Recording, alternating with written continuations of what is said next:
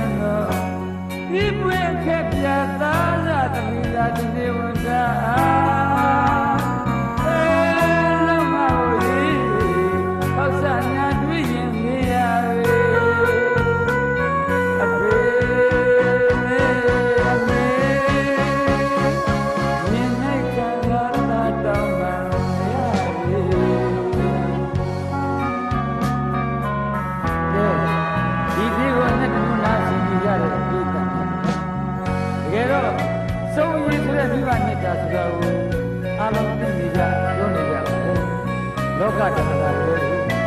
အဲ့ဒါနဲ့မိဘဘောဇနာပြေဝါပြန်နဲ့တုံ့ပြန်ပြုစုပြုမှုရင်တွေသာသမီတွေရဲ့ကျူးနဲ့ပြည်ရှိကြတယ်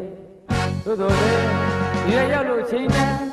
ကိုယ်တော်မဲ့နဲ့ကိုဖြစ်လာကြတဲ့ဓမ္မတော့မိဘဘောဗလာကိုဖေးစေနာထားတာဒီသားတွေရဲ့သာဝန်တွေကြောင့်အပြည့်အဝကျူးစနိုင်တာတွေမရှိကြပါဘူးဒါကြောင့်မို့ဆက်လို့ကိုသားသမီးတွေကတန်တန်ဆောင်မှတိုးလို့တဲ့မိသားမျိုးကိုလည်းလောကဓမ္မတာတစ်ခုပါလို့သတ်မှတ်ပေးရမယ်ဆိုရင်သာသမီရဲ့ရင်ထဲမှာပီတိကျွမ်းနေအောင်ခံစားကြရဖြစ်ပါလိမ့်မယ်သာသမီမြတ်တွေမိဘနှစ်ဦးကလူရပြည့်စေ